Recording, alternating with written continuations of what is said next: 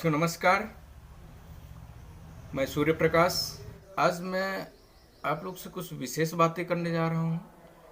मैं इस विषय पे आज चर्चा करने जा रहा हूँ कि आरसीएम ये मेरे जीवन में कैसे आया। इस बारे में चर्चा करना चाहता हूँ कि आरसीएम के पहले मैं क्या करता था और अभी भी क्या कर रहा हूँ। इस पे थोड़ा सा चर्चा हो जाए। तो बेसिकली मैं एक गांव से बिलोंग करने वाला व्यक्ति हूँ जो इलाहाबाद शहर से थोड़ा सा 40-45 किलोमीटर दूर पड़ता है। मैं वहाँ का रहने वाला हूँ। मैं एक मिडिल क्लास परिवार का रहने वाला हूँ। मेरी पढ़ाई लिखाई इंटर तक यहीं इलाहाबाद से हुई। उसके बाद मैं चला गया लखनऊ आर्ट कॉलेज से मैं पढ़ा। बैचलर ऑफ फाइन आर्ट यानी मूर्ति कला का मैंने कोर्स किया। जब पढ़ाई कर रहा था साथियों, तब मेरा विचार ये था कि हाँ मैं पढ़ूँ, उसके बाद एक जॉब कोई अच्छी सी मिल जाए, सरकारी जॉब करनी है, यही सोच थी अपनी। मैं उसके हिसाब से पढ़ा, डिग्री भी लिया। और वहाँ पे रह कर के बहुत सारी दिक्कतें आती थी मेरे को। परिवार की स्थिति उतनी अच्छी नहीं थी, जो अपना वहाँ पर रहने का खर्च भी सही से नहीं चला पाता था। उसके लिए बहुत सारी दिक्कत आई, उसको सामना किया। मेरे सीनियर साथी लोग अगर मूर्ति का ऑर्डर कहीं लिए हैं तो वहाँ पे जाकर मैं काम भी करता था। किस लिए? क्योंकि थोड़ा सा पैसे मिल जाए, इसके लिए मैं काम भी करना चालू कर दिया। और कुछ पैसे आ भी जाते थे और कभी कभी नहीं भी मिलता था। लेकिन वहाँ से जो मिला मेरे को, वो अनुभव मिला, वो अनुभव मेरे को आज तक भी काम कर रहा है। मैं मूर्ति के बारे में जानकारी लिया और काम करना चालू कर दिया। जब मेरी पढ़ाई वहाँ लखनऊ से पूरी हुई, मैं आया घर पे, तब मेरी सोच ये थी कि हाँ कोई जॉब मिल जाए। लेकिन मेरे जीवन में आरसीएम सिस्टम आया। मैं आपको बताना चाहता हूँ वो घटना कैसे आई मेरे जीवन में। मेरे गांव का ही एक व्यक्ति था, बिल्कुल गरीब परिवार से था, बिल्कुल गरीब था। वो सिर्फ चना चूरन बेचता था। पर डे सुबह निकलता था, शाम को वापस आता था। लेकिन इसी बीच एक दिन उसके साथ भी क्या घटना हुई, उसके हाथ में चाकू लग गया। तो यहाँ पे घाव तो बंद हो गया, उंगली में जो घाव लगी थी वो तो बंद हो गई, लेकिन उसके इन्फेक्शन फैल गया पूरे हाथ में, उसको टेटनेस हो गया। तो वो घर पे बैठा था एक दिन। तो मैं ऐसे रास्ते से जा रहा था, उनसे मुलाकात हुई कि दादा क्यों बैठे हो आप, आज गए नहीं काम पे? तब पता चला उसके हाथ में चोट लगी है। वो हाथ में पूरा कपड़ा लपेट के बैठे थे।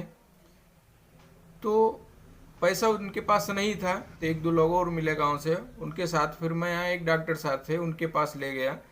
और जब उनको थोड़ा सा आराम मिला तो डॉक्टर सर ने उसी बीच हमको ले जा करके अपने केबिन में आरसीएम सिस्टम बताया। मैं समझना नहीं चाहता था, क्योंकि मेरा भी दिमाग लगा था, उधर पेशेंट लेकर के आए थे, उनको क्या है, क्या तकलीफ हो रही है, कैसे आराम हो, इसके बारे में सोच रहा था। लेकिन उसी समय मेरे को आरसीएम का प्लान मिला। लेकिन बार बार सर जी का मेरे पास फ़ोन भी आने लगा कि आप कब आरसीएम सिस्टम को ज्वाइन कर रहे हैं। मैं तो पीछे छुड़ाने के लिए हाँ तो कर दिया था, लेकिन मैं सही तरीके से आरसीएम को समझा नहीं था। और इसी तरह बहुत से लोग भी होते हैं जो एक बार में समझ में नहीं आता या समझना भी नहीं चाहते हैं। लेकिन मेरे भी नहीं समझ में आया था, लेकिन उन्होंने कई बार फ़ोन किया तो मैं उनसे पीछे छुड़ाने के लिए सिर्फ आरसीएम में कि चलो जुड़ जाता हूँ। मैंने गया सेंटर पे, उनके साथ सामान खरीदा, ज्वाइनिंग हुई, फार्म फीड हुआ। फिर मैं ये सोचा कि यार ये सब फालतू की चीज़ें होती है। मैं तो इतना पढ़ लिख करके, अपने पास डिग्री है, मैं आकर के अपना काम कर रहा हूँ, मूर्ति का इतना बढ़िया धंधा चल रहा है अपना, फिर मैं ये सब लफड़ों में क्यों पड़ूंगा?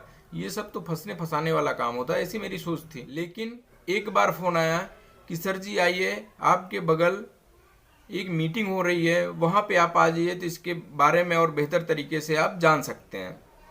तो मैंने, टाइम मेरे पास था, मैं ये जानना चाह रहा था कि भाई अब आरसीएम सिस्टम में मैं तो फंस गया हूँ, लेकिन ये लोग मीटिंग करके अब हमको या और लोगों को इकट्ठा करके ये बताएंगे कि अब आप आरसीएम सिस्टम में फंस गए हो, तो कैसे आप लोगों को फंसाओ। यही मेरा उद्देश्य था मीटिंग में जाने का। मैं गया वहाँ पे, सबसे पीछे बैठ गया, हाथ भी ऐसे करके बैठ गया। वहाँ पे मैंने देखा साथियों, तो बहुत से लोग ताली बजा रहे थे, कोई बात अच्छी लगती थी ताली बजा रहे थे। मैं तो पीछे बैठा था, मैं ताली भी नहीं बजाया। और मैं तो ये सोचने गया था कि अब ये लोग क्या ऐसी बात करेंगे। पूरी मीटिंग ख़त्म होने के आई, लास्ट में वहाँ पे एक बात मेरे समझ में आई जो मेरे दिमाग को थोड़ा सा क्लिक किया और मेरे कुछ बातें समझ में आई। वहाँ पे ये बताया गया कि आरसीएम सिस्टम ये ग्राहकों का संगठन बनाया जा रहा है और ये संगठन में अगर आप आ जाते हैं तो आपको ये सारे फायदे होंगे, जैसा वहाँ मीटिंग में बताया गया था, और अगर नहीं आएंगे तो आपके साथ क्या क्या नुकसान हो सकता है। तो थोड़ी बहुत बात समझ में आई। एक उदाहरण वहाँ पे बताया गया उस मीटिंग में जो मेरे को बहुत अच्छा लगा था उस समय, कि हम लोग कहीं ना कहीं किसान परिवार से होते हैं। अगर अपने घर में चावल गेहूं या कुछ भी फसल उगाते तो उसको पैसे की हम लोग को जरूरत होती तो उसको बेचना पड़ता है। जब बेचने के लिए जाते हैं किसी दुकान वाले के पास तो दुकान वाला उसका रेट हमसे नहीं लगवाता बल्कि वो खुद लगाता है, और हमको अगर पैसे की ज़्यादा ज़रूरत है तो हमको उसी रेट में वो सामान को बेच करके आना पड़ता है। भाई एक दुकान वाले को क्या मालूम कि हमने अपने फसल में कितनी सिंचाई का खर्चा आया है, कितना जुताई खर्चा आया है, या कितना हम उसमें मेहनत किए हैं, उसको नहीं मालूम होता है। फिर भी वो रेट हमसे नहीं लगवाता, वो अपने आप लगाता है कि आपका सामान है इतने में मैं लूँगा, और हम लोग की अगर ज़रूरत है तो मैं सामान को देना पड़ता है। लेकिन कभी हम लोग ने देखा है कि एक दुकान वाले के पास गए एक छोटा सा आइटम लेने, तो क्या रेट वो हमसे लगवाता है, फिर भी वो अपना रेट खुद ही लगाता है। कहीं ना कहीं ऐसा इसलिए हो रहा है क्योंकि हम लोगों को संगठन नहीं बना है, तो इसलिए जो चाहे जितने मर्जी में वो सामान का रेट डाल के बेचा जा रहा है। सामान होती है 10 रुपए का, हम लोग को मिलता है 50 रुपए, 60 रुपए, 100 रुपए का, कई गुना दाम बढ़ाया जाता है। उस मीटिंग में जब मेरे को समझ में आया तो हमने सोचा चलो हो सकता है आज यहाँ पे फंसने फंसाने वाली बात नहीं हुई हो, लेकिन यहाँ पे हो सकता है कोई ऐसा समझदार व्यक्ति आ गया हो जिसकी वजह से ये लोग इस सब टॉपिक पे बात नहीं किए, लेकिन ये बात इनकी अच्छी लगी। तो लास्ट में जब मैं मीटिंग से निकला तो सर जी मेरे से मिले, बोले कि सर आपको आज की मीटिंग कैसे लगी। हमने बोला कि सही लगी सर, लेकिन इसके बाद कोई मीटिंग हो तो हमको ज़रूर बताइएगा। ऐसा मैंने इसलिए बोला क्योंकि हमको ये लगा था कि हो सकता है इस मीटिंग में वो सारी जानकारी ये सही तरीके से बात नहीं कर पाए हों, लेकिन अगली मीटिंग में ये लोग जरूर बात करेंगे कि हाँ कैसे अब आप लोगों को फंसाओ। तो इसलिए मैंने ये बोला है कि सर अगली कहीं भी मीटिंग हो तो हमको जरूर बताइएगा, इसके जस्ट बाद वाली मीटिंग में करूँगा। क्योंकि मेरे को तो ये समझना था कि ये लोग फंसने फंसाने वाला काम है यही करेंगे, और अगर मेरे को ये बात समझ में आ गई मैं तो सभी लोगों से जा करके यही बताऊंगा कि भैया ये आरसीएम सिस्टम मत करना, ये सारी चीज़ें बेकार होती हैं, यहाँ पे ये चीज़ सिखाया जाता है। मैं इसी उद्देश्य से मीटिंग में गया, एक दो मीटिंग में गया, लेकिन हमको कहीं भी ऐसा नहीं लगा। फिर एक बार मौका मिला, मेरे को सेमिनार हो रहा था अपने शहर में, वहाँ पे मौका मिला, सर जी का फ़ोन आया कि सर जी कल यहाँ पे एक बड़े लीडर आ रहे हैं, वहाँ पे चलिएगा, वहाँ पे आपको और क्लियर हो जाएगा, इसको समझिए आप, अच्छा लगेगा तो आगे भी आप कर सकते हैं। लेकिन मैं पूरी तरह निगेटिव था, मैं इस सब चीज़ों पे विश्वास नहीं करता था और मैं समझना भी नहीं चाहता था। इसलिए मैं मीटिंग में गया तो कि कोई मीटिंग न मिस हो जाए, मैं मीटिंग में गया, बैठा, सीट मिली, बैठा, टिकट भी वहाँ पे लग रहा था, मैं टिकट लेकर के बैठा। तब वहाँ पे देखा कि कुछ लोगों को खड़ा करा करके वहाँ पे इनकम के बारे में पूछ रहे थे कि जिनकी पहली इनकम आई हो वो अपने स्थान पे खड़े हो जाएं, जिनकी इतने से इतनी तक इनकम आई हो वो अपने स्थान पे खड़े हो जाएं। जब मैं उस मीटिंग में गया तो हमको ये लगा कि ये लोग हो सकता है लोगों को बेवकूफ़ बनाने के लिए आदमियों को, अपने अपने आदमियों को बीच बीच में खड़ा करा दिए, बैठाल दिए हों कि जब मैं इतने से इतनी इनकम बोलूँगा तो आप लोग खड़े हो जाएगा। मेरी ये सोच थी। मैं कहा अच्छा बहुत बढ़िया तरीका है इन लोगों का बेवकूफ़ बनाने का। मेरी इतनी निगेटिव सोच थी। आप लोग क्या निगेटिव होंगे, मैं बहुत निगेटिव था, इस सब चीज़ों पे विश्वास ही नहीं होता था कि ऐसा भी कुछ हो सकता है। लेकिन मैं वहाँ मीटिंग में गया था, मेरे को भी नई ज्वाइनिंग हुई थी तो मेरी भी इनकम नहीं आई थी, तो इसलिए विश्वास भी नहीं हुआ था। लेकिन फिर उसके बाद में मैं एक मीटिंग में और गया, जब वहाँ पे इनकम के बारे में पूछे तो वहाँ पे मैं भी खड़ा हुआ था, क्योंकि मेरी भी इनकम लगभग 700 या 800 रुपये के लगभग आ चुकी थी पहली इनकम। तो मैं भी पहली इनकम वाले में खड़ा हुआ। तब देखा कि हाँ ये लोग वही हैं जो अभी नई नई ज्वाइनिंग हुई है, ये लोग तो हमारे साथ में इनकी ज्वाइनिंग हुई थी। तब जाके थोड़ा बहुत विश्वास हुआ था कि चलो ये ठीक है। फिर भी मैं किसी भी ना अपलाइन ना सिस्टम पे विश्वास करता था। एक बार मेरे सीनियर लोगों को जाना भीलवाड़ा हुआ, जहाँ कंपनी है, जहाँ की ये कंपनी है, वहाँ पे जाना हुआ। तो वो लोग बोले कि क्या आप भी चलेंगे, हम लोग जा रहे हैं। उनके ठीक है सर बिल्कुल मैं भी चलूँगा, यहाँ पे दो काम हो जाएगा, एक तो घूमने का मौका मिलेगा और दूसरा मैं देख लूँगा कंपनी क्या है, कहीं ऐसा तो नहीं है किसी एक कमरे से कुछ सिस्टम लगा करके वहाँ पे एक दो बंदे चला रहे हों और इसमें मैं अपना टाइम दूँ, अपने काम से जो मैं टाइम निकालूं इसको दूं। अब कल को कंपनी बंद हो जाए या कुछ भी हो जाए तो मेरे को दिक्कत आ जाएगी, अपनी गुडविल मैं यहाँ पे लगाने वाला हूँ। तो इसलिए मैंने जाना उचित समझा। मैंने वहाँ पे गया तो देखा कि हाँ यहाँ पे तो कपड़े खुद बनते हैं, ये सारी चीज़ें यहाँ पे फैक्ट्रियाँ हैं, खुद बनती हैं। मैंने वहाँ पे टीसी सर जी से मिला, एकदम साधारण व्यक्ति देखने में लगते हैं और हैं कंपनी के मालिक। उनके अंदर कोई ईगो नहीं समझ में आया, कुछ नहीं, एकदम आम व्यक्ति जैसे। तो मैं कहा हाँ अगर ये बता रहे हैं सही है, मेरे को थोड़ा बहुत विश्वास हुआ। मैंने आया यहाँ पे अपने घर पे, गांव में और लोगों से चर्चा किया तो अब कोई मेरे साथ आने के लिए नहीं तैयार था। मैं मीटिंग के लिए बुलाता तो लोग मीटिंग में आने के लिए तैयार नहीं होते थे। मैं जितना समझ में आया था मैं कुछ लोगों से चर्चा किया, कुछ लोग समझे मीटिंग में आए, या कुछ लोग मैं सही तरीके से बता भी नहीं पा रहा था। फिर भी मैं देखा कुछ लोगों की ज्वाइनिंग, कुछ लोग मेरे साथ आने के लिए तैयार हुए।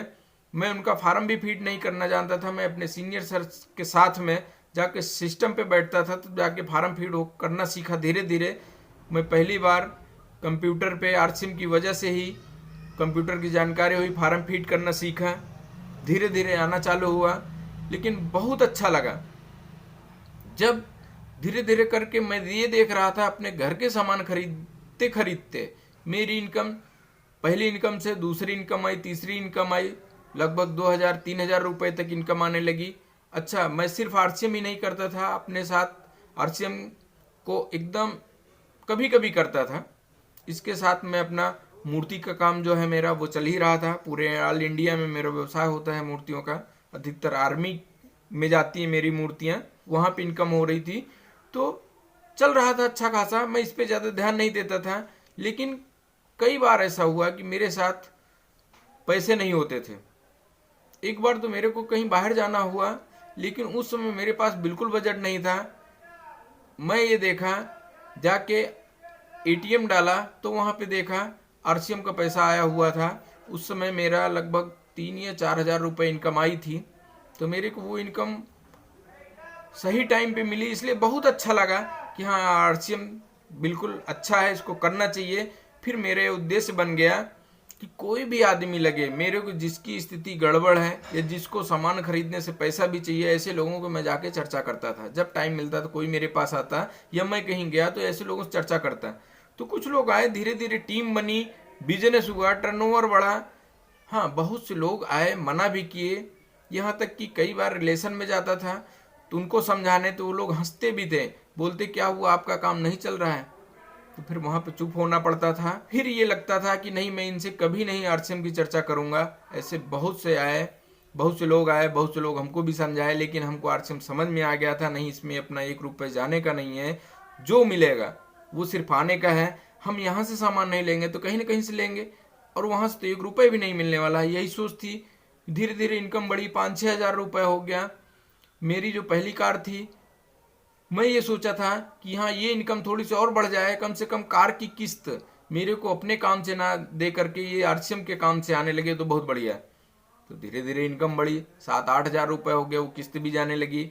फिर मैंने दूसरी भी कार ली और मैं ये सोचा कि हाँ ये कार की किस्त तो अब आरसीएम से ही आएगा। मेरे को कार आराम से, समझ लीजिए मैं एक हिसाब से अगर देखूँ तो आरसीएम के ही पैसे से मैं कार चल रहा हूँ। अगर अब मैं पछताता हूँ, अगर ये छोटा सा निर्णय मैं न लिया होता। मैं लिया क्या, वो सर जी बार बार फोन करके मेरे एकदम पीछे पड़ गए थे कि आप आरसीएम करिए, कब कर रहे हैं, कब ज्वाइनिंग कर रहे हैं, इस हिसाब से बात होती थी। मेरे को एकदम ऐसा लगता था उस समय कि जैसे मैंने इनसे पैसा लिया हूँ और ये पैसा न दे पाने की वजह से इन्होंने बार बार मेरे पास फ़ोन कर रहे हैं। तो मैं यही सोचा कि ज्वाइनिंग लेकर के पीछे छुड़ा दूँ, इनसे झंझट छूटे। लेकिन आज मैं मानता हूं कि अगर उन्होंने हमको प्लान ना दिखाया होते आरसीएम का, और मेरे जीवन में आरसीएम ना आया होता तो क्या होता। मेरी इतनी सोच भी नहीं थी, मैं अपने काम में व्यस्त होता, काम भी कर रहा था, काम तो अब भी चल रहा है, काम मैं वही करता। ये सारी सोच नहीं होती थी। जो मैं सामान खरीदता वो सामान का पूरा पैसा किसी दुकान के पास चला जाता। लेकिन मैं ये कहता हूँ जितने का मैं सामान खरीदता हूँ उसका लगभग 10 गुना मेरे पास वो पैसा वापस आ जाता है। ऐसा इसलिए हो रहा है क्योंकि मैंने कुछ समय पहले निर्णय लिया और आरसीएम को शुरुआत किया और मेरे साथ टीम आई। अब मेरा यही उद्देश्य है कि अपनी टीम को जो फायदे मेरे को मिले हैं आरसीएम में, यह मिल रहे हैं, यही सब चीज़ों की जानकारी अपने रिलेशन, अपने परिचितों, अपने दोस्तों को दूं कि हाँ वो लोग भी अगर ये निर्णय उनके समझ में आ जाए, मैं अपने फायदे के लिए आरसीएम सिस्टम नहीं कर रहा हूँ बल्कि लोगों को कैसे फायदा हूँ, ये जो फायदे मेरे पास आ रहे हैं ये मैं दिला सकूँ। बाहर जब तक हम काम करेंगे तब तक इनकम आएगी, लेकिन बाहर एक्टिव इनकम मिलती है, यहाँ पे पैसिव इनकम मिलती है। यहाँ पे बताया गया कि हम लोग पर डे पैसा कमाने के लिए परिवार को छोड़ करके बाहर जाते हैं, कहीं ना कहीं काम करके पैसा कमा रहे हैं, लेकिन बाय द वे हम लोगों को कुछ हो गया, बाय द वे आपको कुछ हो गया, तो क्या वो पैसा आएगा घर में? ये बात मेरे को क्लिक कर गई। यहाँ पे मैं अपने आप को रख के देखा कि हाँ मैं मूर्ति का काम सीखा हूँ, इतना कोर्स किया हूँ, सारी चीज़ मेरे को आने लगी है, मैं काम कर रहा हूँ, बढ़िया चल रहा है। लेकिन बाय द वे मैं कार से जा रहा हूँ, एक्सीडेंट हो, भगवान न करे ऐसा हो, लेकिन हाथ में अगर प्लास्टर बंध जाता है उस समय, तो क्या उस समय भी मेरी इनकम आएगी? उस समय इनकम नहीं आएगी साथियों। न मैं वो काम कर पाऊंगा, तो इसलिए इनकम भी नहीं आएगी, और इनकम नहीं आएगी तो कोई वो पैसा जो मेरे परिवार में आ रहा कोई देने वाला नहीं है। तो इसलिए मेरे को आरसीएम समझ में आया, मैं आज इस सिस्टम को कर रहा हूँ और आज रॉयल्टी जैसे मुकाम पे हूँ। मैं ये चाहता हूँ कि ये सिस्टम इसमें करना क्या है, एक छोटा सा निर्णय अगर आप ले लेते हैं तो जीवन बदल जाएगा, जैसा मेरे साथ हो रहा। हाँ, सफलता में, सफल होने में मुश्किलें आती हैं, आपको भी आएंगी, लोग मना करेंगे, कोई बात नहीं।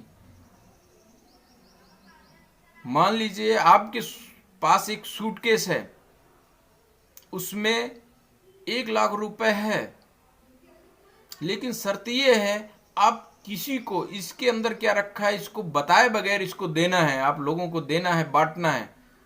जब आप लोग के पास जाएंगे, कई लोगों के पास जाएंगे, लोग मना भी करेंगे, यार ये ऐसे बेमतलब का सूटकेस मेरे को दे रहा है, हो सकता है इसके अंदर बम हो, क्या हो, मेरे को फंसाना चाहता है, या पैसे भी होंगे तो पता नहीं चोरी के हैं क्या हैं, तो लोग मना करेंगे। उसी हिसाब से आरसीएम सिस्टम भी है, लोग आप बताने जाएंगे, कुछ लोगों को ये लगेगा कि हाँ ये अपने फायदे के लिए बता रहे हैं, कोई बात नहीं, वो अपनी सोच है। शुरुआत में आपने भी तो यही सोचा था।